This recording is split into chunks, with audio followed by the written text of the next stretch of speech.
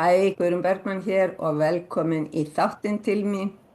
E, Eins og vanalega þá byrð ég þig að smetla á like, setja komment undir myndbandið eða smetla á subscribe ef við líka við þessi við erum að tala um.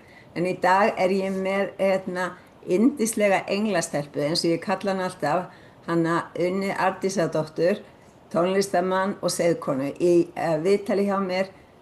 Velkomin, Unnur. Takk fyrir. Takk fyrir að bjóða mér. Já, ég meina, í mínum huga ertu alltaf englastelpan. Já, englastelpan þín. Já, alveg síðan að við vorum að spjalla saman undir jökli fyrir margt löngu síðan. Já, mörg ár síðan. Já. En þegar ég segi tónlistakona og seiðkona, hvað liggur að baki? Nú sé ég þarna hljóðfæri á veggnum að baki þig. Og ég veit þú hefur verið að halda námskeið og hugleiðsluhringi og annað þess aftar. Hvar hófst tónlistaráhuginn? Tónlistin hefur bara alltaf fylgt mér, bara allt lífið mitt. Foreldrar mínir tölu að ég hafi byrjað að syngja áður en ég byrjaði að tala. Ég var bara alltaf syngjandi sem lítið stelpa og byrjaði í tónlistanámi 6 ára í Mosfellsbæ. En frábært. Já, og það hefur einhvern veginn alltaf bara verið leiðin mín, tónlist, hún er svo mögnuð, hún getur breytt skapinn okkar, við heyrum fallegt lag og við fáum tár í augun, við heyrum leiðilegt lag og verum pirruð, skilur. Já. En tónlistin er bara svo dásamleg, hefur alltaf einhvern veginn verið mitt flæði í gegnum lífið, alveg frá því ég var lítil. Já, hún er náttúrulega tíðnin í tónunum breytir svo miklu hjá okkur, þannig að hún er svo gefandi. Þessna er hægt að vera með skálar þar sem er verið að spila á til þess að heila fólk út af því að tíðnin hefur áhrif inn á líkamann, sko. Já, nákvæmlega. Já. Og þú veist, ég náttúrulega byrjaði bara í venjulegu tónlistanámi og var að læra á píanó og fór svo í söngnám og var að læra náttúrulega klassískan söng. Já. Og síðan fór ég til Bandaríkjanna í svona óhefðbundið tónlistarnám í Santa Fe í Nýju Mexíkó og þá fór ég svo mikið að hugsa að þessi ábyrgð tónlistarmannsins að við erum að gefa frá okkur tóna og hverju viljum við dreifa með tónlistinni og finna heilunarmáttin í tónlistinni. Þannig að já, ég trúi því að tónlist hafi stóran og sterkan heilunamátt fyrir okkur öll. Já, þú varst náttúrulega í rauninni á gömlu indjánasvæði þarna. Já. Í Santa Fe. Já, ég er náttúrulega alltaf bara fyrir mig svo, ég er náttúrulega alin upp af svo stórkostlegri mömmu. Mamma er nuddari og heilari og ól mig svolítið upp á svona í þessum andlega heimi. Já. Og ég hafði alltaf svo mikinn áhuga á bara öllu því sem var andlegt og indjánar snertu við ykkur í mér bara strax frá því ég var lítil.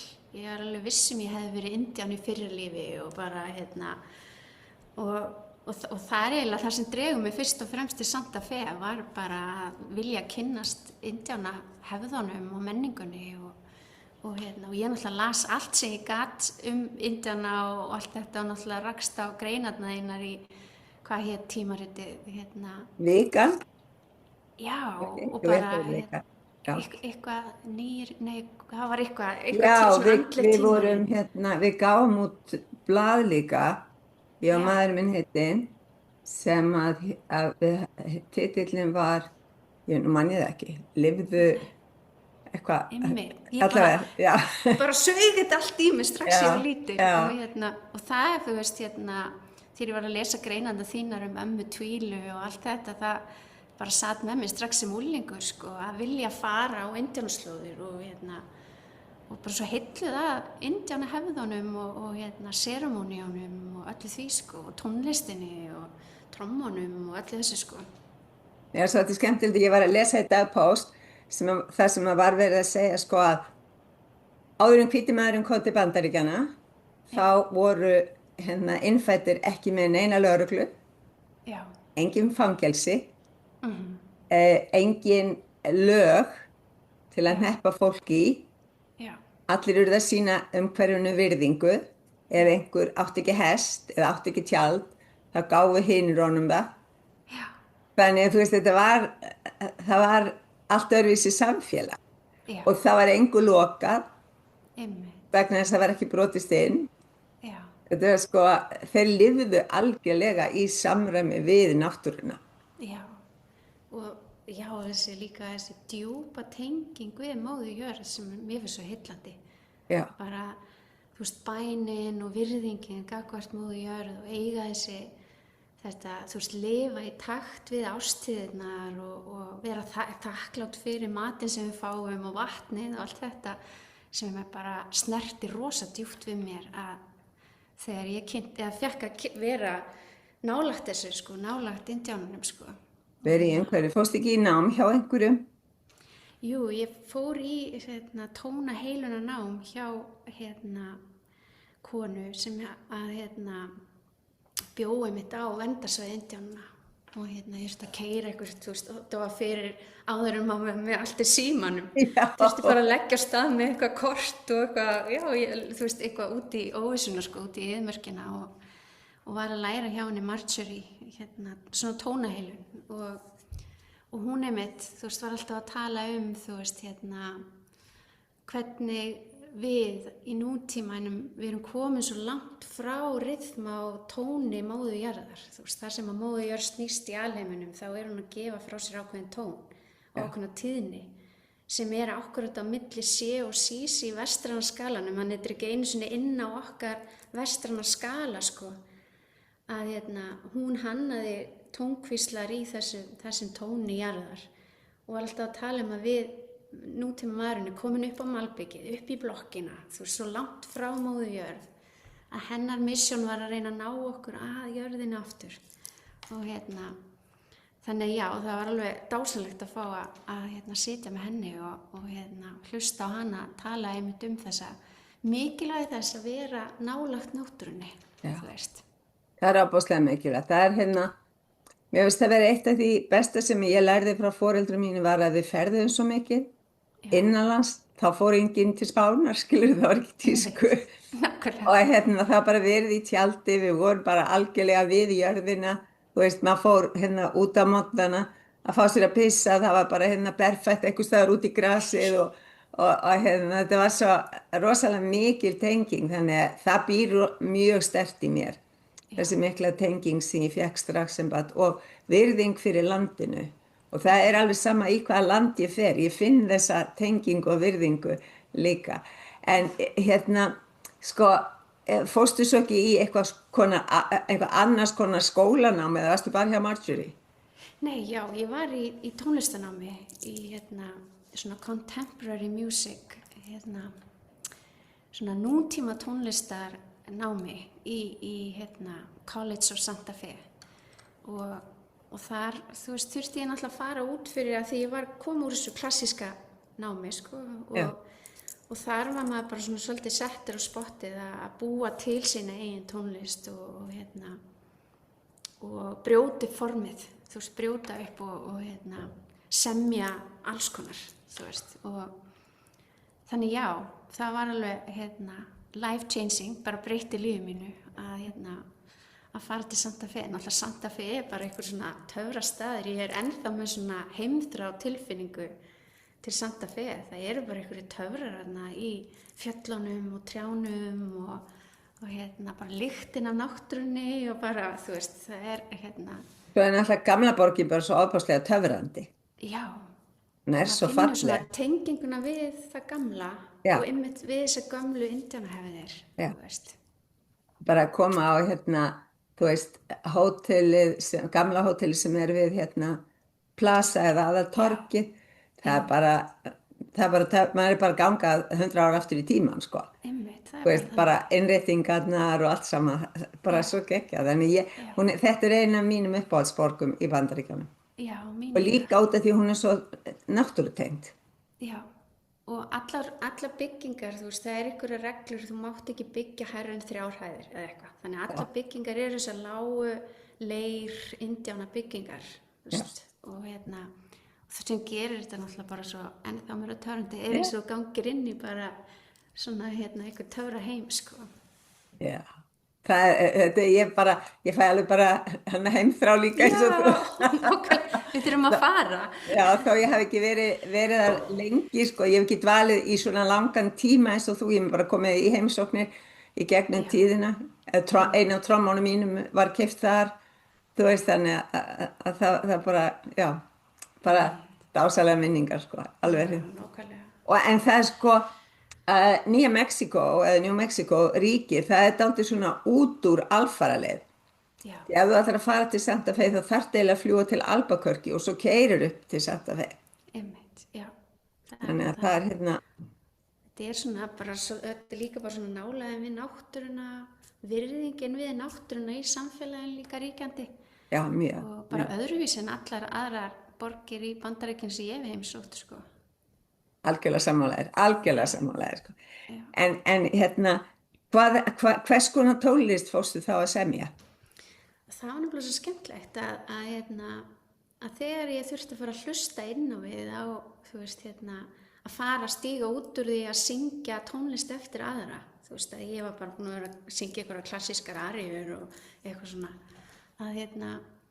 Að þá fór ég svo mikið í ræturnar og þú veist, ég var náttúrulega alltaf að leita að Guði. Þú veist, ég var alveg viss ég fyndi almættið á ferðalögunum mínum, ég var alltaf svo eitthvað, svona áhugasöm gyðjur og hefðir og bara leitin að almættinu og Já. að ég uppgötaði svolítið ræturnar mínar, norrænu, íslensku ræturnar mínar þegar ég fór að semja sjálf tónlist að bara þrána í að tengja við það sem var mitt, þú veist, að mér fannst ég hafa verið að ferðast allan heim til þess að koma heim í kjarnan sem var tengingin við móður Ísland, þú veist, og gyðjur og goða á Íslandi. Þannig að það sem byrjaði að spretta upp mér í Santa Fe var bara svona, já, einhverja fornar raddir. Ég hugsaði bara, ef ég get, þú veist, ef gyðjan er búin að vera þögul í árþúsundir, af því að, þú veist, gyðjan, hún sko, er búin að, sko, við erum búin að vera í þessu feðraveldi svo lengi, gyðjan er búin að vera haldið til hliðar svo lengi og ég hugsaði, ef ég get verið farvegur, ég get verið röddin fyrir gyðjuna, hvernig syngur hún þegar hún er búin að vera í þögninni svona lengi? Hvernig syngur hún? Viltu leyfa okkur að heyra hvernig hún syngur? Já, ég get alveg pröfa að sjá hvort að,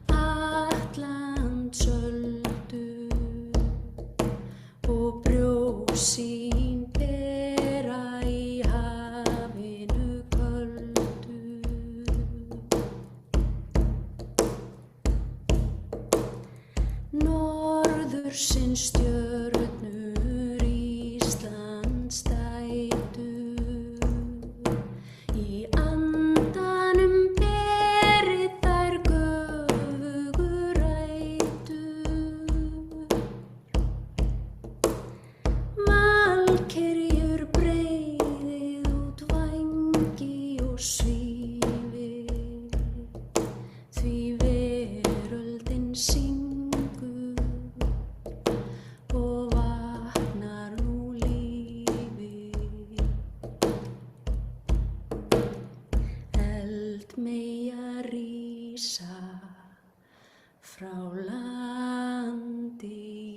rísa.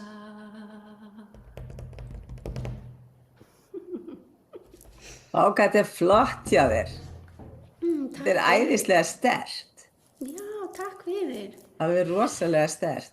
Þú hefur verið að halda svona, hvað ég var að kalla, hugleiðslu hópa, svona gyðjur á er það á 9 eða fullu tungli? Á 9 tungli, já. Já, þú búin að vera að gera það þetta til langan tíma. Já, bara 16-17 ár. Þar sem ég er búin að vera að halda svona gyðju athafnir, svona kvenna systra hringi. Já. Og já, einhvern veginn, þráin mín eða það sem að ég hef svona tilenga lífi mínu svolítið gyðjunni og finnst mikilvægt að konur komi saman og tengist við flæði móðu jarðar og hugleiði saman og ég bæði búin að, gera þetta náttúrulega bara í veraldleikanum þar sem við hittumst systur í hring. Já. En svo er ég líka búin að útbúa á netinu, svona hugleiðslur sem að konur geta hlustað á, röddina mín að leiða hugleiðslu í kringum tunglin og ástíðunar. Já. Þannig að já, þetta er búið að vera svolítið svona missionum mitt einhvern veginn. Já, mér finnst það alveg stórkostlegt í rauninni hvað þú hefur haldið þessu gangandi alltaf. Já. Því það náttúrulega úthaldið allt sem skiptir máli. Einmitt, já. Það náttúrulega hefur stóra í þessu. Nú býrðu ekki lengur á Íslandi og það svolítið gaman að sjá kortið af Íslandi þannig á bakvið þig. Já. Af því að þeir sem flytja til útlanda verða oft meiri Íslendingar heldur en þeir sem búa á landinu. Ég veit það. Það er alveg magna, Já, sálin fer með okkur, eða hvað ég segja, sálin í landinu fer með okkur. Já, og þetta er bara, að því ég hef alltaf verið með svona síkuna element, ég er svo forvitin heiminn og hinnar ýmsu menningarheima og eitthvað svoleiðis, þannig ég er búin að ferðast rosa mikið en einmitt á ferðalögunum mínum hef ég tengst hvað mest við Ísland og fundi bara mikilvægi þessa eða bara þetta auðmjúka þakklæti gagnvart því að hafa fæðst á Íslandi og bara íslenska orkan og kvenkrafturinn íslenski og maður einhvern veginn, ég veit það ekki, ég er oft búin að reyna að fara frá Íslandi en hún togar mér alltaf heim aftur, þannig að ég veit að ég enda aftur á Íslandi. Ég bý á Spáni núna en ég er með endalausa heimþrá til Íslands. Þetta er svo magna. Já.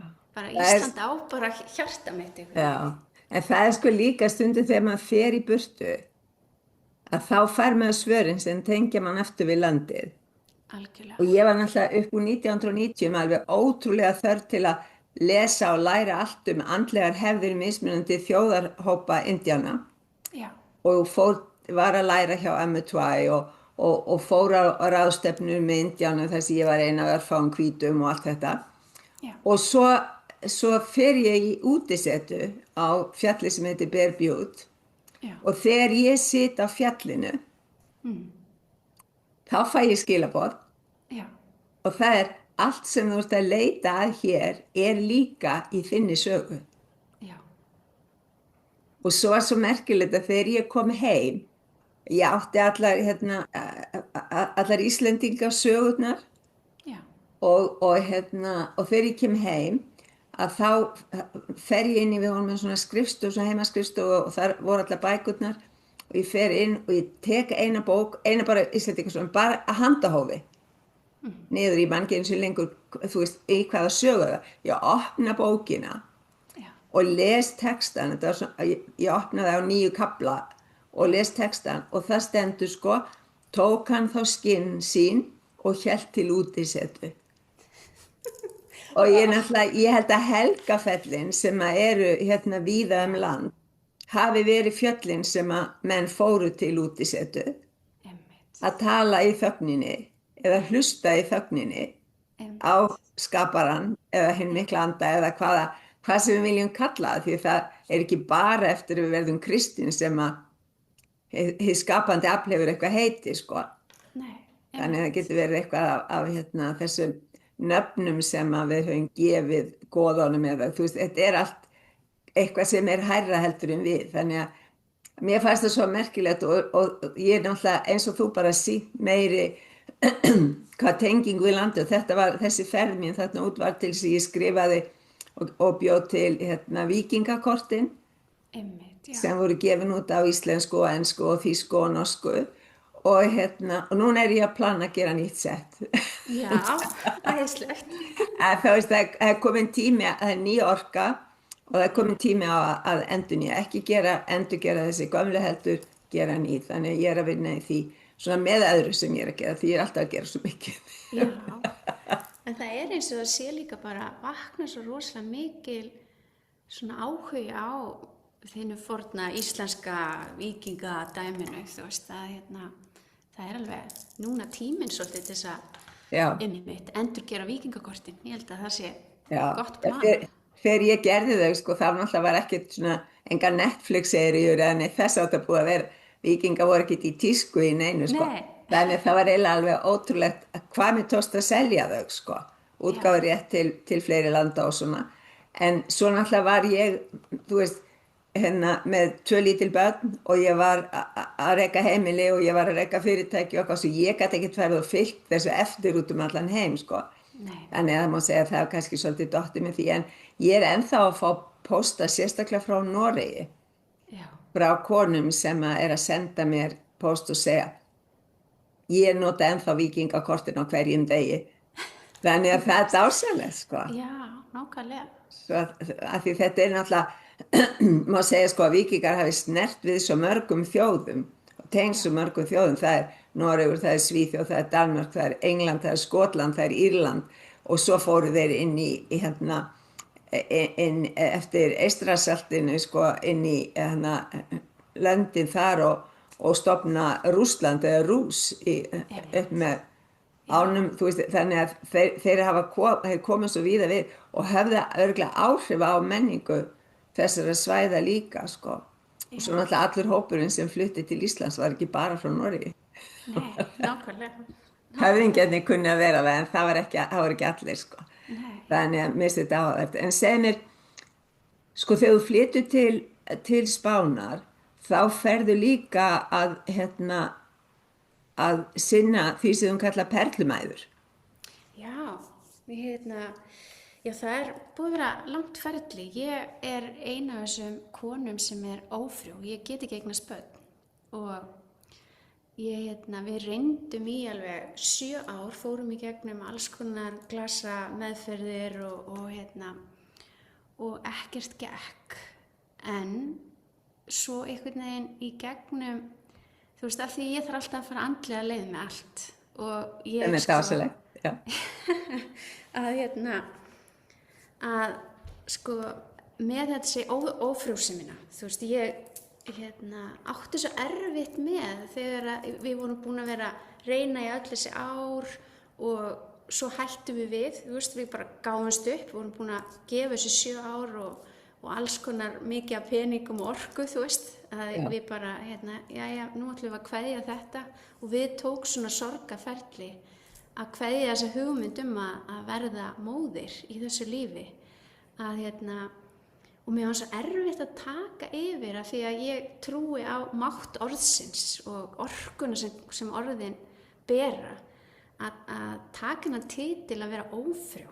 Þú veist, í orðsins fyllstu merkingum fannst ég ekki vera ófrjó, þú veist, í allri minni vinnu, tónlistarsköpun, gyðjuathöfnunum, jógakenslinu, öllu, þá bara stólaði ég svo mikið á sköpunarkraftin og sko, mér fannst ég ekki bara geta, ég er ekki ófrjó, það bara passar ekki við mig, það er eitthvað annað sem vantar og líka bara þessi neikvæða orka í kringum ófrjósemi sem ég fannst svo fráhrindandi.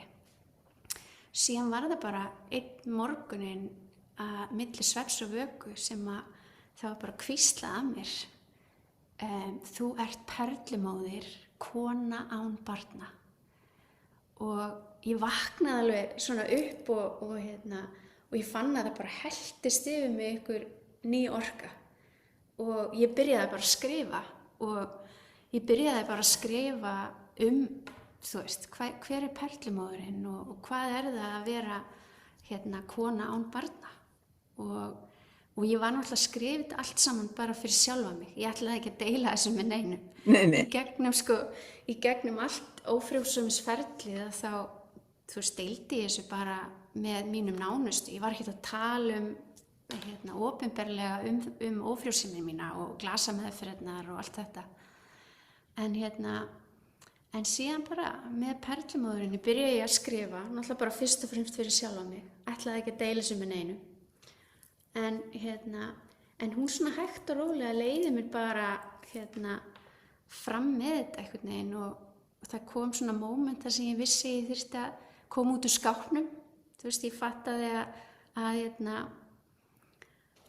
þú veist, fólkið mitt vildi vita hvað var búið að vera í gangi. Þú veist, ég var svona aðalega fyrir bara að láta heiminn vita að þetta væri búið að vera í gangi á mér. Já. Og ég ákvaða að posta bara svona litlum posti á samfélagsmiðla og bara eitthvað svona lítið. Þetta átti ekki að vera neitt dramatist, sko.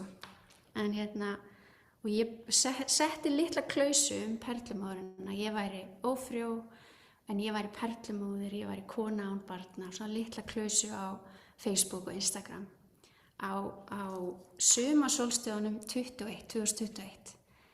Og ég hef aldrei, þú veist, ég náttúrulega búin að vera listakona í öll þessi ára að reyna að koma mínu efni á framfæri.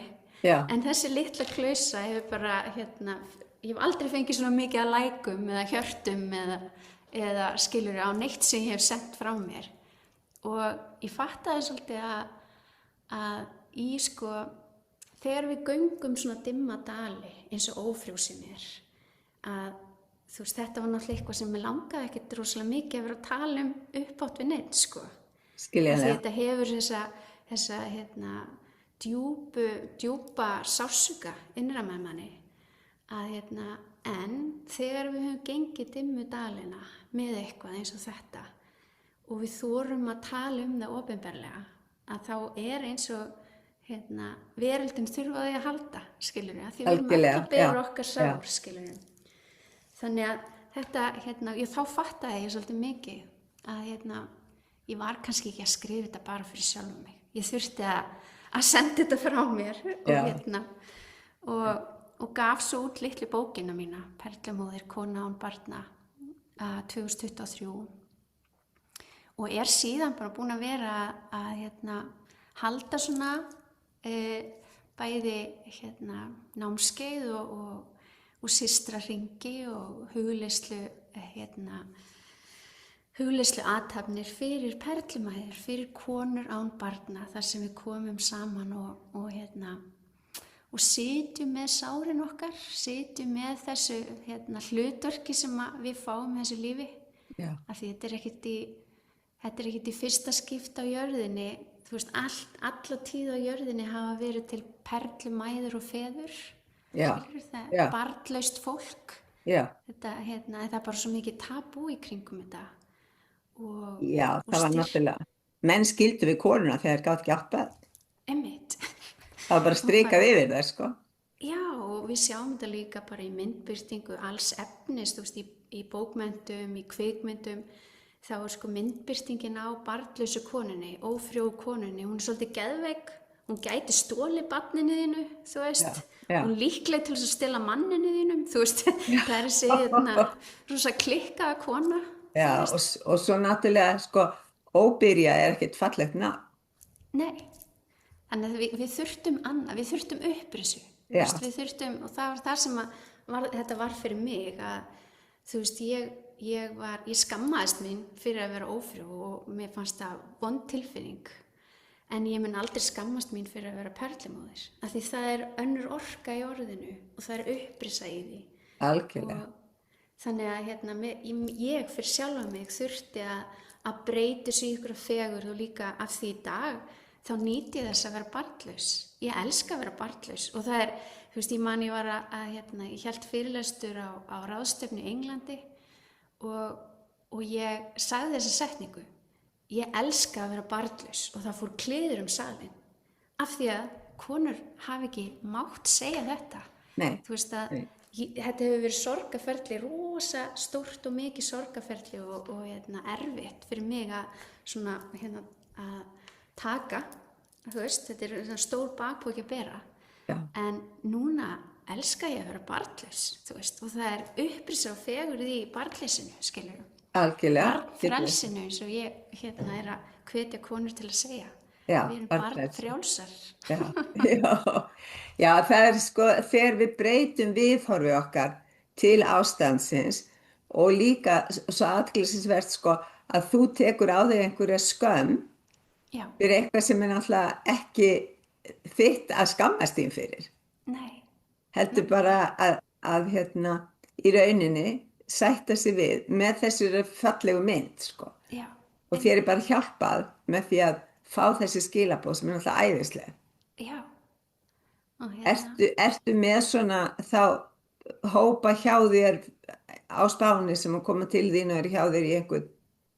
Já, hef verið með svona hlédrög þar sem að konur koma saman og bara eyða nokkrum dögum saman og síðan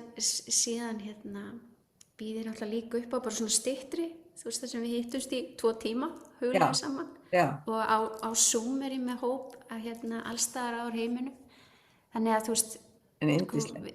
já, og það sko þessu mikil, það þorsti kvenna í að bara tala þetta, þú veist, að við erum svolítið einar í hverju horni með þetta, að bara koma saman og eiga vinskap í því að geta rætt þetta og það er náttúrulega alls konar sem kemur upp í lífi barnlausra kvenna sem gott að bara fá stuðning frá systrum í sömu stöðu, skilur við. Já, það er rosa mikilvægt. Það er rosa mikilvægt og það er náttúrulega líka sko þið í rauninni styrki hvora aðra í allir því sem þið eru að gera með því að tala líðan ykkar og það líka, það er losun. Já, einmitt. Sem er náttúrulega svo stórkostlegt. Já, og líka bara, þú veist, að finna upprisuna með perlumóðurinni, að vera stolt, að þú veist, það vermir hjarta mitt ég heyri konur annars staðar á heiminum sem að segja, já, ég þorði að segja upphátt að ég væri perlumóðir og að það sé að nota upprisuna í þessu. Það er stórkostlegt. Já. Það er stórkostlegt. Það er þú gafst bókin út á ensku líka. Já, bæði á íslensku og ensku. Og hvar er hægt að kaupa bókina? Það er hægt að bara panta hana hjá mér, svo líka hægt að nálgast hana á Amazon. Á ensku? Á ensku og íslensku. Já, og íslensku líka? Já. Já, en flott, dugleg þú. Já. Yndislegt. En svo kemur alltaf til Íslands annars slagið? Já, ég kem alltaf reglulega til Íslands. Eins og ég segi, Ísland á alltaf hjarta mitt, þannig ég kem alltaf svona 2-3 ári og með athafnir og næstu í byrjun apríl verið með perlumæðra samveru og gyðju athafnir og eitthvað svona. Er það yfir páskana sem með það, eða er það fyrir páskana? Það ég á eftir páskana, þetta er vikun á eftir páska. Ég kem og yfir páskana og fram til 15. apríl ég á Íslandi. Ráðvægt. Ef fyrir konur sem vilja nú aðeins fylgjast með hvað þú ert að gera, hvar er það að leita upplýsinga? Það eru allar upplýsingar allt sem ég er að gera inn á heimasíðunni minni, uni.is, une.is. Það er hægt að finna allt um mig. Setja það undir þáttinn fyrir það sem að gleyma, þetta sé varla hægt að gleyma því það er svo stutt og einfalt. En ertu til í að spila fyrir okkur eða syngja fyrir okkur annað lag áður en við slítum samtalinu? Já. Kannski fara fram á allt og mikið eða hvað? Nei, alls ekki. Þannig að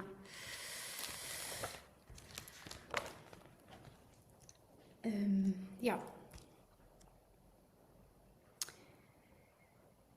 Í hjartanu geymi þann einlæga draum að frá gyðjunni streymi hinn elskandi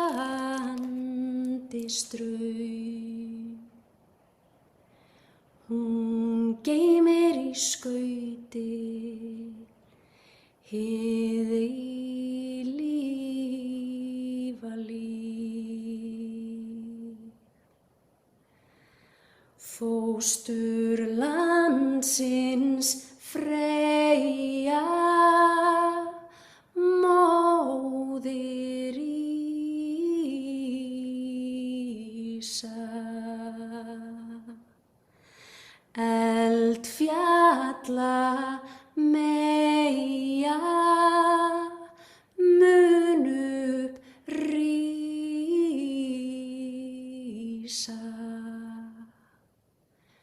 Hún geymir í skauti hið eilífa líf.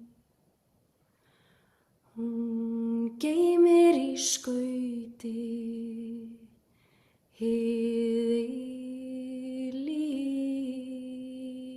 líf.